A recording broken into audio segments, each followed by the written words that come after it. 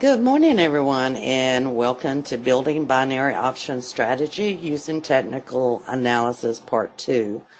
Now, before we get started, I would like everyone to take a moment to read over the Nadex risk disclaimer. Basically, any type of trading can be risky and you can lose money, including binary options. So you should never trade with money that you cannot afford to lose. For those of you that do not know me, my name is Gail Mercer. I'm the founder of Traders Help Desk. I have more than 15 years of trading experience. Started out with a company that programmed indicators and actually fell in love with the price bar, and I've been addicted to ever since. I do specialize in price action, volume analysis, and divergence simply because I believe they are leading indicators. I'm also a frequent contributor to Stocks and Commodities, Traders World, and Top Shelf magazine. I've also been a speaker at Traders Expo, Traders World Online Expo, and the Wyckoff Volume Conference. I'm also the author of Trading Nadex Binary Options in Spreads using Candlestick Patterns, Trading Nadex Binary Option using Currencies, Trading Nadex Binary Options, Keeping It Simple Strategies, as well as the New Trader's Guide to Trading Nadex Binary Options in Spreads. Now, today's discussion is going to be about developing your strategy with additional confirmation, either using different time frames or different indicators. We're also going to be incorporating additional techniques in a trading plan, as well as testing the modifications. Before we get started at looking at charts, I do want to give you my contact information. My website is tradershelpdesk.com, and my email address is gm@tradershelpdesk.com. So let's go ahead and let's start looking at developing different strategies. Now, let's go over to the forex binaries and let's just go ahead and do the euro dollar. In this case, I'm actually going to select the 1 p.m. and I'm just going to bring up a chart and start adding indicators to it. Now you can see right now this is a 5-minute chart. I'm going to change this over to a 15-minute chart. Now, yesterday we talked about doing either a pivot strategy or a moving average strategy. Now, in this case, you can see that I have both the pivot lines on my chart as well as a 20, 50, and a 100 period moving average. Excuse me. Now, you can also see right here, it tells you the green line is the 20 period, the 50 is the black line, and the 100 is the red line. The red line would be considered your slow moving average.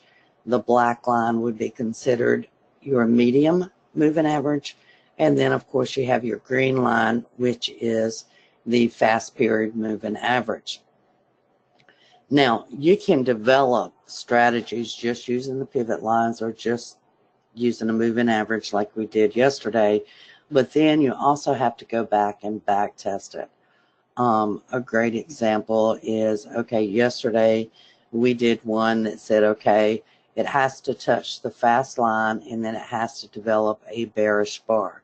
So we would have an entry here, we would have an entry here, and then we would potentially have another entry here. So that's 3 entries in a row that we would have. So which one would be the better entry? Well, this is where you could add something like this slow stochastics to your trading plan and say, okay, not only does it have to go back and touch the fast period moving average, but there also has to be confirmation from the stochastics. Now, in this case, you can see that the stochastics came back, actually made just almost like a triple top here. The stochastics turned down, and that could have been your entry mechanism. Okay. Let's see if I can find another example.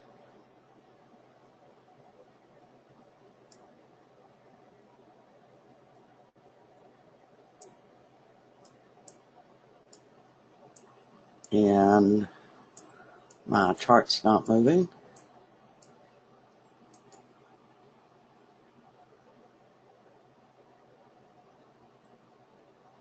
Now remember, according to our trading plan yesterday, the fast would need to be below the medium, which is the black line. Again, if you refer back to your colors, you could actually see that. So I don't see another example, but let's go and look at an example of the pivot strategy. Okay, in this case, you're at the pivot line, and you can see that the sellers are coming in. It's also at the slow period moving average. Again, you could say, okay, I want to see confirmation on the stochastics. In this case, what could your confirmation be? Well, this is a great example of hidden divergence, because you are making, it's not letting me get to the drawing tool, but you're making lower highs with higher highs in the stochastics. Does everybody still see that? And that is telling you that more likely than not, price will move down. Now, the problem with this and the problem with back testing is when you're looking at a Nadex chart, you're looking at the charting of the indicative price index, okay? So that means that this is representative of the price on the underlying, but I actually prefer to use the actual underlying instrument, okay? Now, in this case, this is the euro dollar, okay? And we could add moving averages to this, okay? And now we have to choose what type of moving average do we want to use. A standard moving average, an exponential moving average, or a weighted moving average. The one that is going to follow price the closest will be the exponential moving average. So if we click on that and we add it, okay, we can come up here and we can duplicate exactly what we have on the Nadex chart.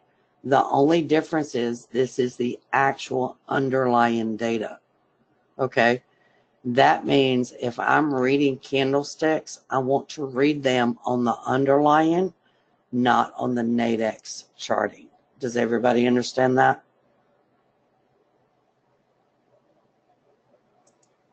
I'm going to add another exponential moving average and another one.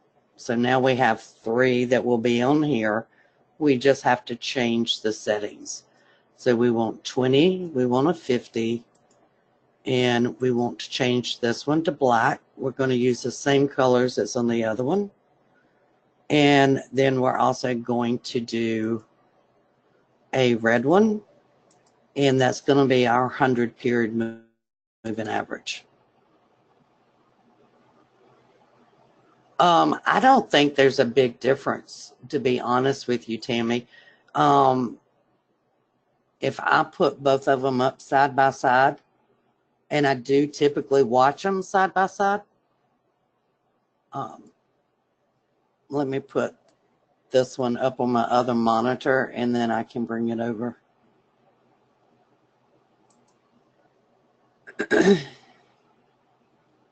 So here, now if you look at this little box here that's showing you the actual price, okay? So this one is 1671. This was 1672 right now. So you get half a pip difference. You know, sometimes it'll be a little bit more, really dependent on how fast the underlying is moving, Tammy. I think the biggest difference I have noticed is with the candlestick patterns. That would be the biggest one that I actually notice. Okay. It does make a difference when you're using the candlesticks. For example, the Harami will appear on the Nadex side a lot more than it actually appears on the underlying. So that will make a difference. Okay.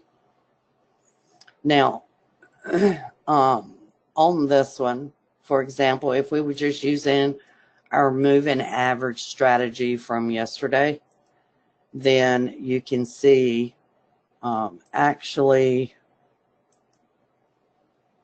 go here, you would have had a potential entry here, and you would have had a potential entry here, and then you could have had another entry here. All of these have, you actually have one here too. Excuse me. In all three of these, if you measured them out, okay, this was 7 o'clock in the morning. Remember, we were supposed to use a 2-hour binary with a minimum of 6 15-minute bars, which is an hour and a half. So this bar was a 7 o'clock bar. So we go over to 9 o'clock. There's your expiration value. Okay. A good way, if you're doing the back testing on this, is just to say, okay, this was my 9 o'clock bar. So this was a short entry, and I can just change it over to red. This was another short entry, and there's nothing to prevent you from taking or building on these. Okay. In this case, what would your expiration be? Well, it would be at 10 o'clock this morning, which was here. Okay. So in this case, your entry would have been, your exit or expiration would be based on this bar. And I'm just going to change that to blue to let me know where the expiration was. Then we have another one here. And again, what was the time of this bar? This was at 10:30. When does this end? Well, it ends at noon. And you can actually go ahead and put your little arrows on here to let you know, okay, this is a 12 o'clock bar, which is where I want to look at the expiration. Okay. Now, if you're using an entry and then just allowing it to expire, that means either you have made money, it's a profitable trade, or you have lost money, which is a losing trade. Okay. So in this case, this one definitely was profitable. And then on this one, it also would have been profitable if you held till expiration. Okay. Does everybody understand that? Now that's also based on, okay, I went in at the money. Okay. It gets a little bit more complicated if you're using an out of the money strategy. Now, for example, this one, the closing value was 17.13. Okay. And this is where you say, okay, let's presume that there was a binary option for 17.12. Okay. What would be the out of the money strategy? The out of the money strategy, the out of the money binary option would have been 71.08. Okay. Why did I say that? Because the strike width on the euro dollar is 4 pips. There is a strike every 4 pips on the euro dollar if you are using a 2-hour binary option. Okay. Can everyone hear me this morning? Okay. Some of the people were saying they couldn't hear. I just wanted to make sure. Now, does this make sense to everybody so far? So I'm going to take a line and I'm going to mark it here. And this is just going to show me where the potential entry point was. So I can go back and say, okay, was this really something that would close in my favor? This one is probably going to be the one that you really have to look at the closest. Okay. Remember yesterday I showed you how to look up the values on Nadex? I mean, it's pretty transparent. They make it pretty transparent. So we're going to go up and look up that value real quick. Let me pull up Nadex real quick.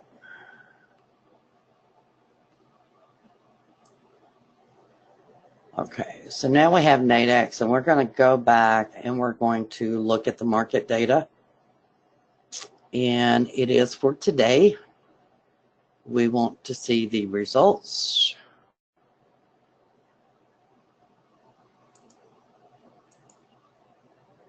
Now, we're going to go back to our chart. This was on the euro dollar, and we want to see what the 10 a.m. expiration was. So we're going to go down to the euro dollar.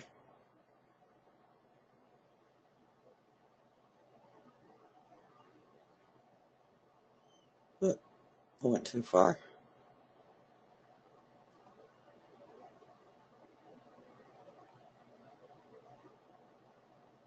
And the value that we would have gotten in on would have been right around 1692. Okay, so first we need to see which strike was close to that. Okay, well, we had 1694, and that one was paid out on the seller side. You can see that last column is sellers. Okay. So on this one, you had all the way up to 1686, 1690, 1694, 1696, 1702, 1706. Do y'all see that?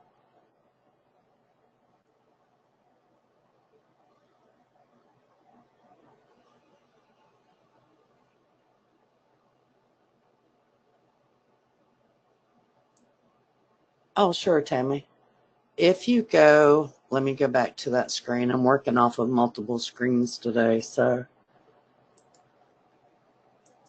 we're going to go back to the Nadex homepage, which is nadex.com. Okay. If you go to market data, come to the calendar, and I mean, you can select any day you want. I'm just using today's date, the 27th.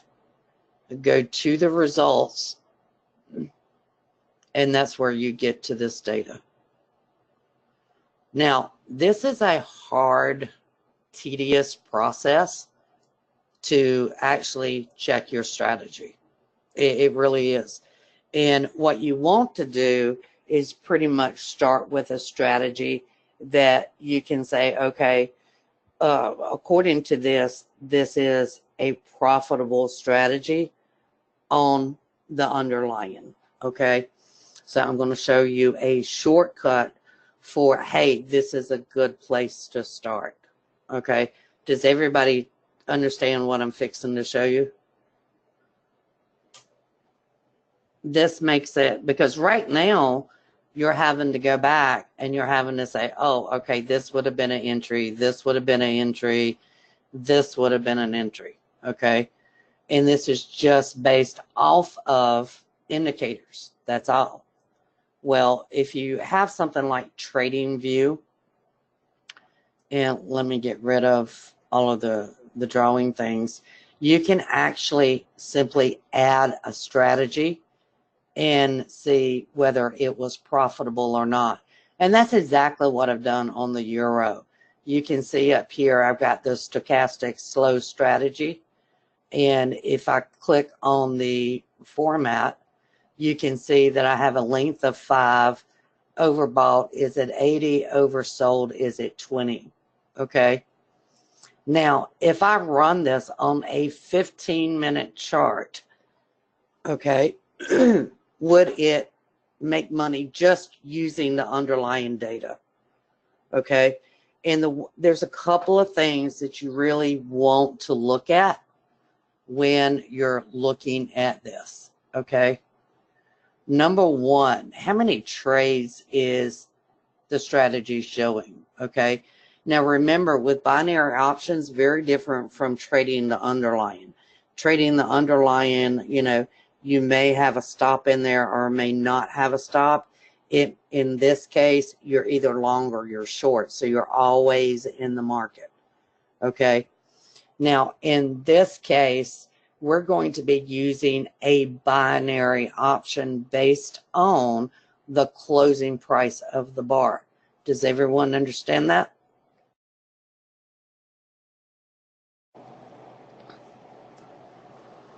Okay, so in this case, you can already see if you had just followed the strategy on your chart, there was 210 trades, okay? And based on this strategy on the underlying, it is showing a 63.33% profitability, okay? The profit factor, which is your risk to reward, is a little bit less than 1 to 1. Does everybody understand these numbers? Now, we have a starting point, okay? This has eliminated a lot of work for us. So now what we're going to do is say, okay, this came in at 2:15 a.m. That would have been a 2-hour binary expiration of 4 a.m. So we're going to go over to the 4 a.m. bar that expired in the money. Okay, now this one is 1706. That expiration is 1711. Very definitive. More likely than not, it expired in the money. Do y'all see that?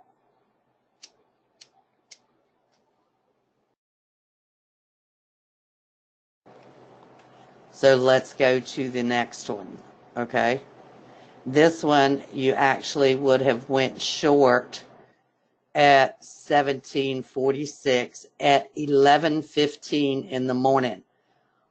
So that means that you would use the 1 p.m. expiration. Okay, here's the 1 p.m. expiration. This is a case where this one would have lost money. Now they have all kinds of little symbols here that you can use. Let's just choose one. I was trying to see if there was an X in it.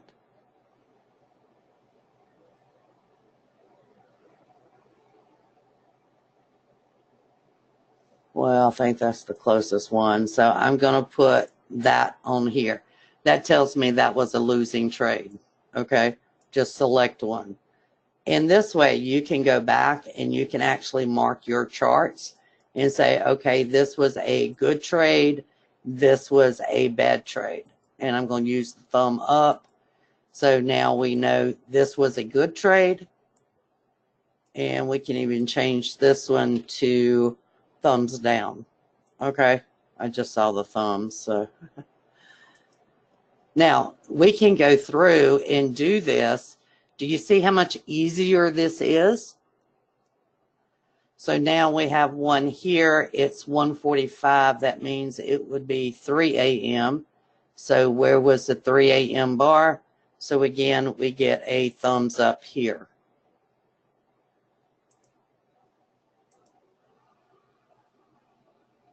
Okay, yeah, it does look really easy for somebody else to do it. So now we have pretty much a 66% just looking at the last 3 trades. Now, maybe we could improve it. Okay, this is where you could say, okay, I wonder if I added another time frame over here, would that make a difference? Okay, so I'm just going to change that chart to the euro. And instead of being a 15-minute, I'm I'm going to change it to a 1 hour chart. Okay.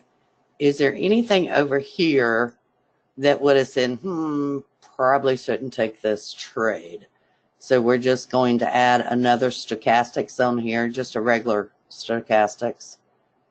And let's say I've got that set at 5 and 3-3. This was September 26th at 11:15. Okay. So that would have been as this bar was developing. Okay. Well, this one is going up. Wouldn't a better entry have been here when it was overextended? Wouldn't that have been a better entry to potentially take a short? Something as easy as that. Additionally, you could say, okay, this entry came in, but I prefer to wait for the reversal bar. Okay, well, that came in at 12 o'clock. Okay, if you had done that at 12 o'clock, this was your 2 o'clock bar because it was FOMC, you still would have lost. So in this case, it wouldn't have made a difference. Okay. Let's see where the next one was. Okay, here's your short entry again. Okay, this is 2:15 in the morning. That would have given us a 4 a.m. expiration. This is one you would absolutely have to look up, because this one, the close of that is 17:45, and your entry was at 17:45.9. This is where your half pip is going to come in. Okay.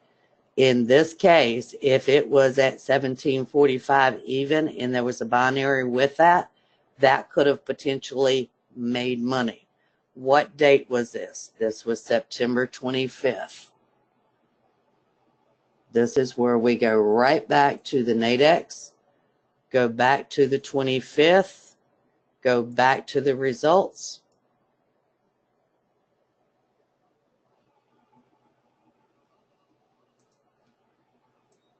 And what was the expiration time on this one that we're looking at? It was 4 a.m. So we go down to the euro, 4 a.m. Have to go up.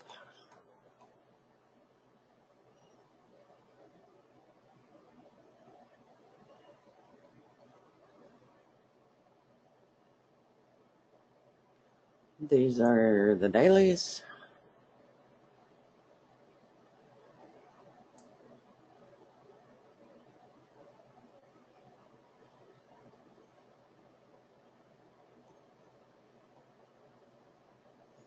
We have 4 a.m. We're looking at a price for a strike around 17:45. We have 17:46. Okay. And the buyer was paid out. This was a short position. What does that tell you? It lost money.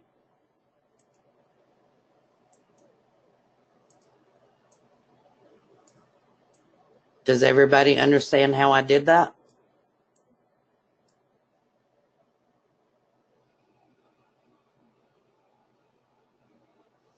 Well, what if you don't like the slow stochastics? It doesn't make any sense to you whatsoever.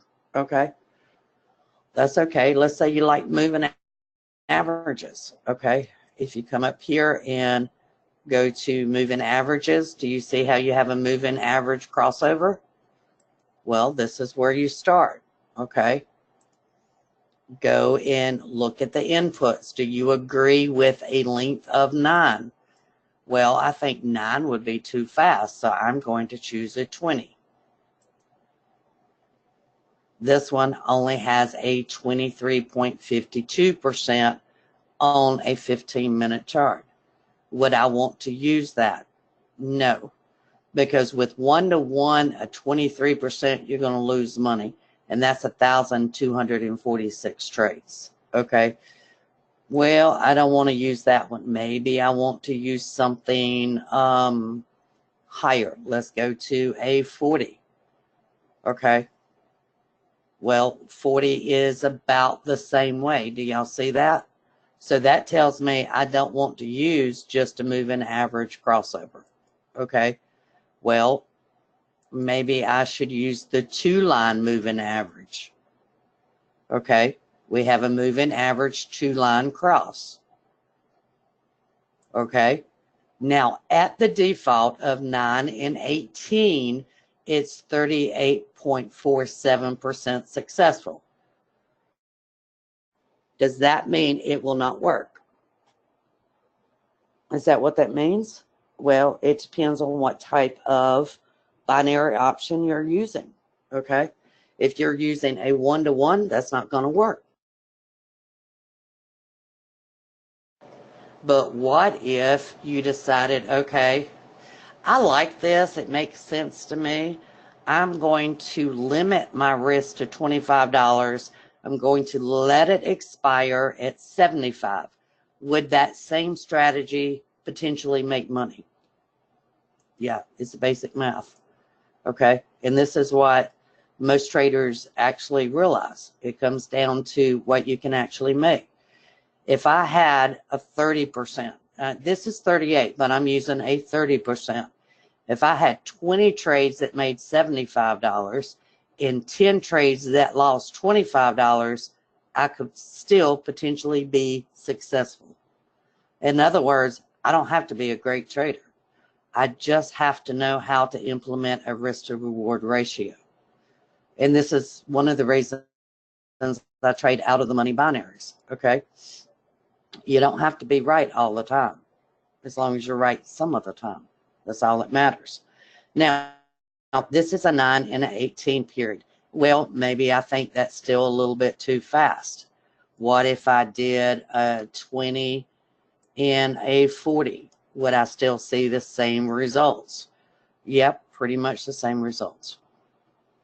You're still looking at about 30%, 36% actually.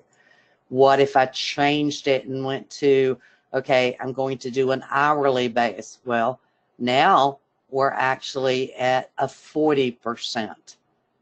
Do y'all see that?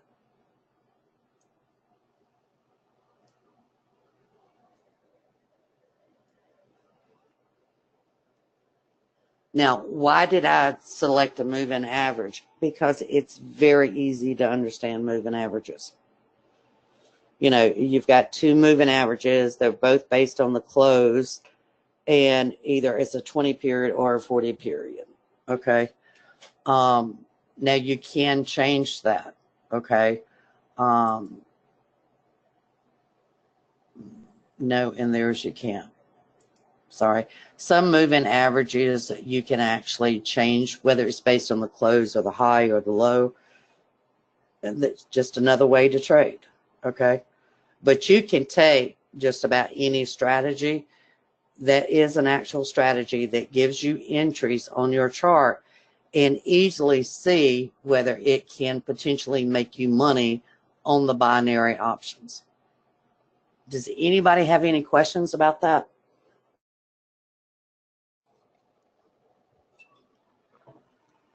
And in this case, I mean, you got a 40% profitable factor. Okay. Do you have to have a 1 to 3? No, you could probably do that with a 1 to 2. What does that mean? Okay. Well, that means if you were risking $30 and it expired with $70, okay, still have the potential to make money. And there's all kinds of different strategies that y'all can back test. But again, I do suggest that you back test using the underlying, not the indicative price index through Nadex. In TradingView, you know, has a lot of different strategies you can test. You can go in here and test for, you know, 30 days. I think they give you a 30-day free trial. Here's one. It's just consecutive up and down bars, you know, still 40.63. But what if I really do want to trade a 15-minute chart? Well, just put it on a 15-minute chart. You're still looking at about 41%. profitable, okay? But do you have to still go back and look at, okay, where did it enter? Where was the expiration value? Yes, you do. And the other thing is, are you going to be there to take every trade? Because a strategy, what's the difference between a strategy and a trader? A strategy is going to run trade 24 hours a day. But if you're not at your computer, if you're not trading, if you're not taking that trade, you're skewing the results. Do y'all understand that? I mean, if you're using this strategy, and this strategy is trading 24 hours a day, but you're not taking the trades, then you're not going to get the same results. Okay. The other thing, let me find another one on here. Well, here's the Keltner channel. And I mean, these are strategies that have been around for a long time. Okay. Again, this is 36% successful, or percent profitable. Okay. Does that mean you cannot make money with them? No, it doesn't. You know, if you come back here and you say, okay, would this have been profitable or negative? Well, more than likely, that's a negative trade. This is a negative trade. You know, you can really kind of look at them and tell, okay, this is a negative trade. This would have been a profitable trade. Okay. Now, does that mean I need to use a 2-hour binary, or should I be using a longer period binary? Looking at this, you know, you might want to use a longer based binary option, because it looks like this is taking longer to work in your favor. You know, sometimes it's depending on how the market is. The market moving fast, or is the market moving slow? These are things you really want to get into the entries and say, okay, this is 2200. Well, I'm not going to be trading Asia, so I'm not going to measure that one. Okay. You can even come over here to your list of trades, and it can actually show you all of the trades, and it shows you the position, the entry, in the exit, in the time. Okay. So this one, you know, again, it's just going back, looking at the data and seeing what will work for you. Okay. If you're not going to be using Asia, you know, you can go in there and you can say, okay, I'm not going to enter trades during Asia, so I'm not going to count that one. What time was this? This was Asia. Okay. What was this? Well, this was 5 o'clock in the afternoon. You cannot take that trade. Nadex is not open at 5 o'clock in the afternoon. So you just discredited 3 trades. Do y'all see that? But it does make it a lot simpler to go in and say, okay, this is one I potentially could have entered, and I would need to look at the 1 p.m. because that trade came in at 11:30. There's your 1 p.m. Hey, this might be something that I use during the U.S. session when you have more market movement. Do y'all understand that? And this is what every trader needs to do. It's not just about asking someone, well, what's the best strategy? Okay. What's best for me might not be best for you.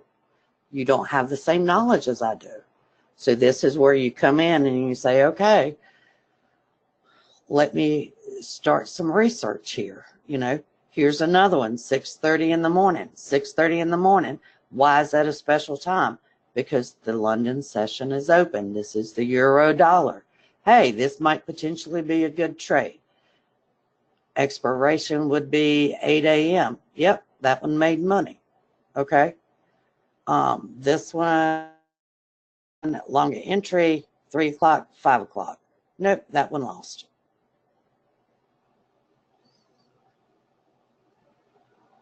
Does everybody understand that now? Any questions?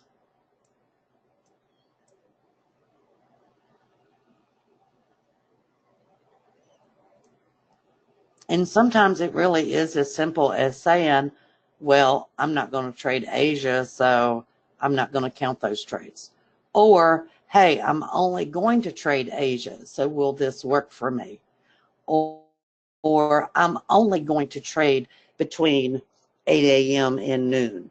Will this work for me? And this does make it a lot easier to check your data, to say, okay, this will work for me.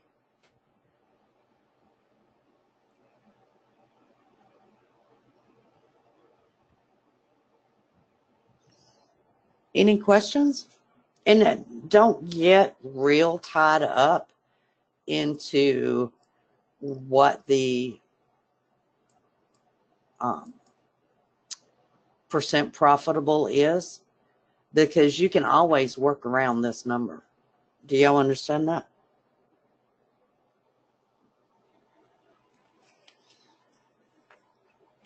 I mean, if I can be 35% profitable, then I can just change my risk to reward ratio. As long as it doesn't affect my percent profitable, I'm good.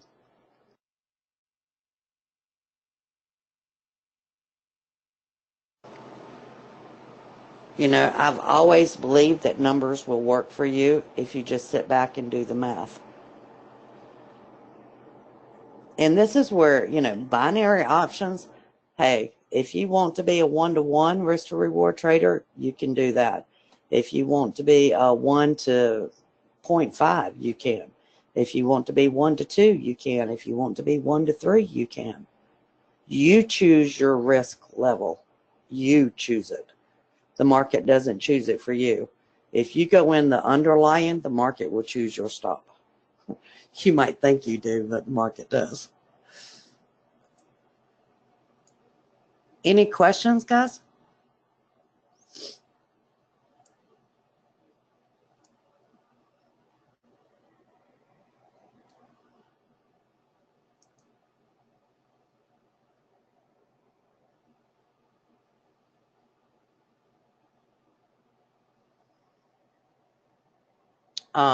Which moving average entry? The one from yesterday, Tammy? Okay, that one,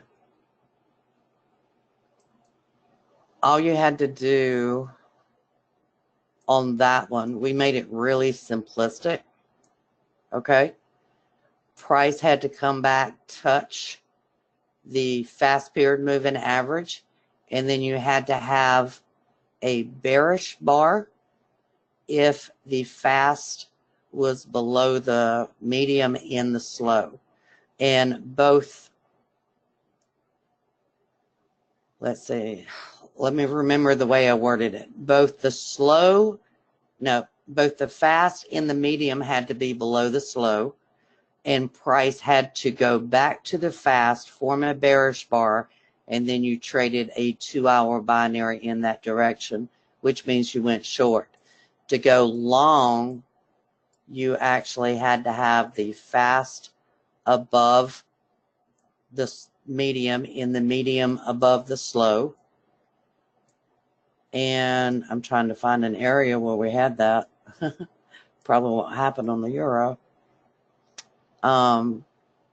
This was one actually where, okay, it had to come back and at least touch the fast period moving average, and then you had to wait for the bullish bar to form, and then you did a 2-hour binary.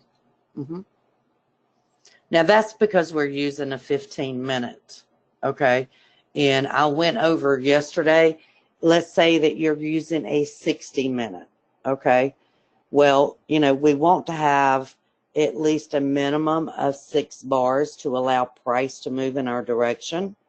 So based on that, you would have to have a daily binary option that has at least 5 to 6 hours until expiration. Okay.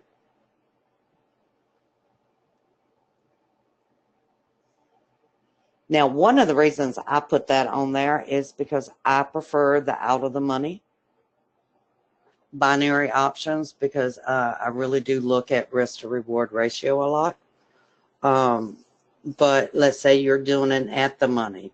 Okay, you might only want 2 hours or 3 hours. You know, let's say you're doing it deep in the money. That's your trading strategy. Okay, you might want to do it in the last hour.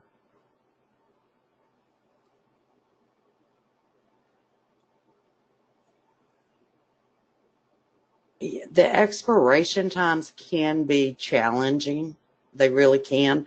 But you also have to look at, okay, which strategy am I going to use? Am I going to use an at the money, an out of the money, or an in the money? Okay. An at the money, you know, you may only want an hour into expiration. You know, I've done in the monies with 15 minutes into expiration because the possibility of that coming back against me is, in my opinion, slim. I don't do a lot of them, but hey, it makes sense to me. You don't want to buy a lot of time if you're deep in the money, but if you're out of the money, you want to buy time. Does that make sense, Tammy?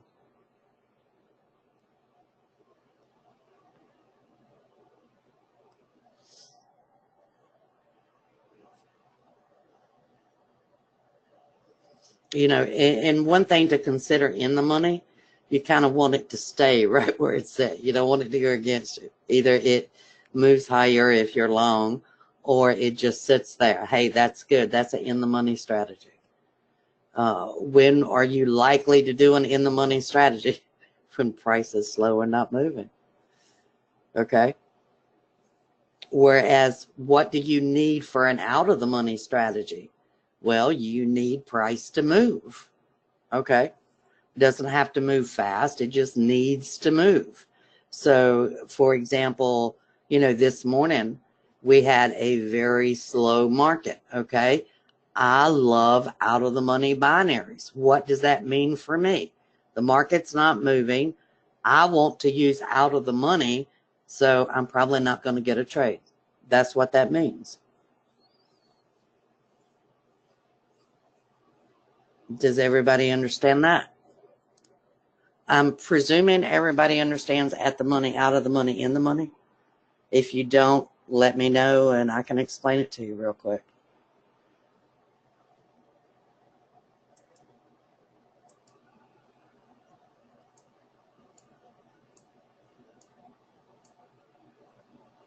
All right. How far out of the money? Normally it's 1 to 2 strikes, Tammy. But, you know, again, and it's kind of easy to, let me bring up Nadex.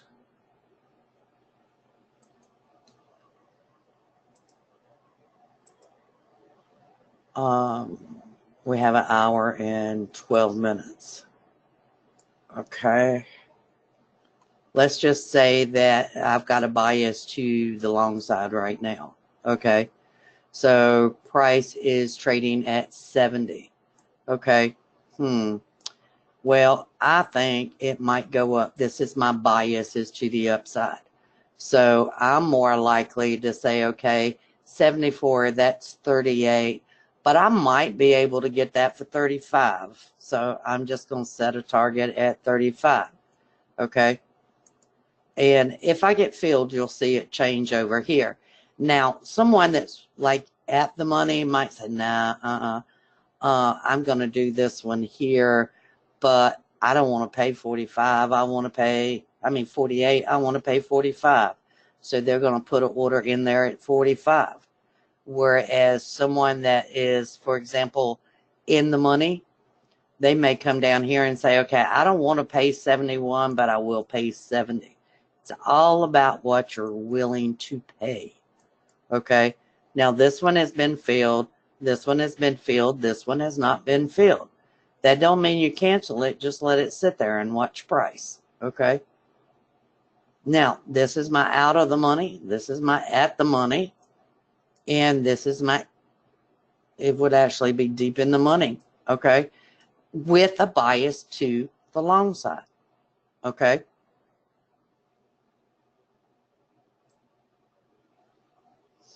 Okay. can you explain the three different ones? Now, this is going to be dependent on whether you're long or short, okay? But where is price trading at right now? Here's the current price, okay? So this is your at the money, okay? Now, I'm long, okay? My bias is to the long, okay? So anything that is above where price is currently trading is going to be out of the money, okay? Why? Because I have a long bias, okay? Anything that is below where price is trading is going to be the in the money or the deep in the money. What does deep in the money mean? Just means that price is trading 2 strikes above this strike. That's all.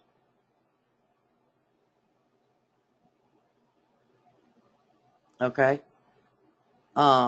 How can you determine the volume of trade during the ongoing binary session? Are you talking about on the underlying?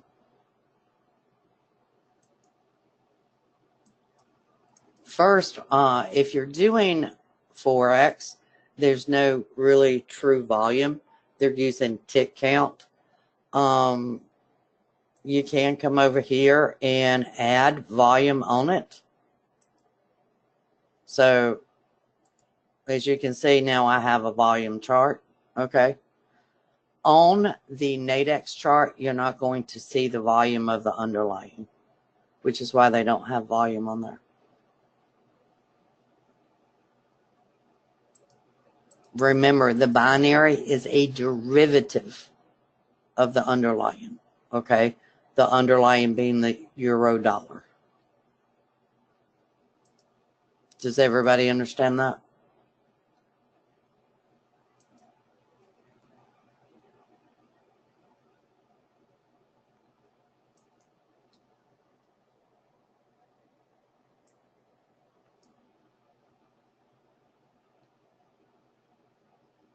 Is it possible to use the trade volume of the underlying to determine the direction of the market? Yes, it is. That's the reason a lot of times I do use volume in my own trading.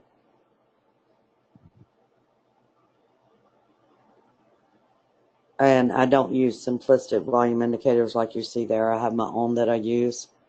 But yeah. And do you understand divergence? Because that's what you're looking at. You're looking at volume divergences. You know, are the buyers getting stronger? I guarantee you on this bar, okay, you can see just from the bar, price went down, it made a low, and it closed up here in the upper percentile, okay? Then that tells me that as they made this low, buyers came in and they pushed it up. This bar is simply confirming what I already saw.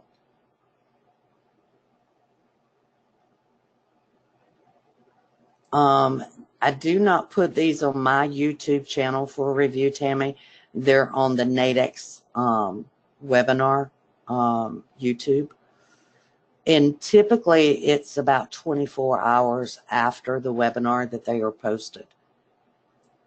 Now, I will tell you this, for those of you that are in the room, in October we're going to be doing another series on binaries.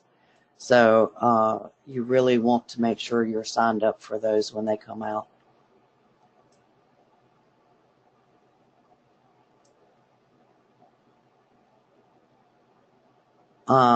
Can you show an example of how the volume movement works? Well, I mean, this is a prime example. On this bar, the candlestick itself showed you that buyers took control and they're going up. Hold on, let me see. I'll have to do euro dollar chart. So give me just a minute. I have to use another trading platform for that.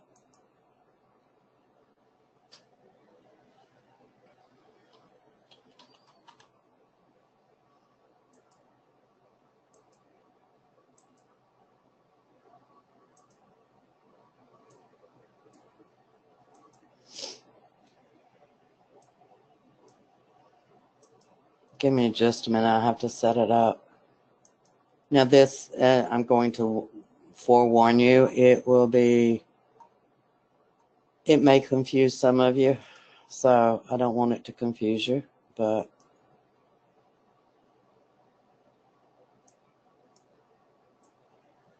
oh, I got to push it out. Okay. Okay, this is the same thing that we're already talking about. Oh. Okay, so, and this is pretty much the same thing I've already said. Do you see how the sellers decreased? Okay. Well, the candlestick showed you that as well. Okay. So you're making lower lows, but the selling volume is decreasing. Why is it decreasing? Okay. If you have less sellers, they're not willing to sell it to push it lower. What's probably going to happen? It's probably going to pop up, just like it did over here. And there's all different kinds of ways to look at this. You know, you could actually come in here and let's insert another instrument. And this time we're going to do the same thing, but this time we're going to do volume profile. And we're going to do it on the uptick, downtick. Is that not given? Here it is. Show delta. I want the cumulative delta. And give me just a minute. I forgot to do something here.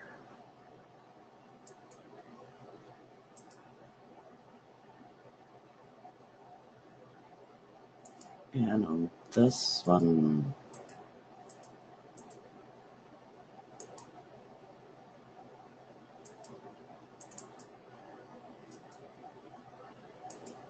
the style candlestick.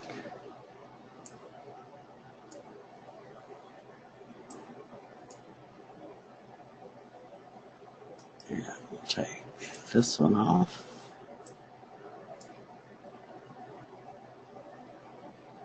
So in this case, you can see that the buyers actually started coming in here. Now they're coming in here, okay? Which is the same thing that I already showed you on the other one. It's just different ways of looking at it, that's all. I do trade the indices. The ones that I like on the indices are the 20-minute. But now I do limit myself. I only take 3 20-minute binaries because I love trading the binaries, the 20-minute ones. I am more of a short-term trader. Most of my trades only last about 30 minutes, Tammy.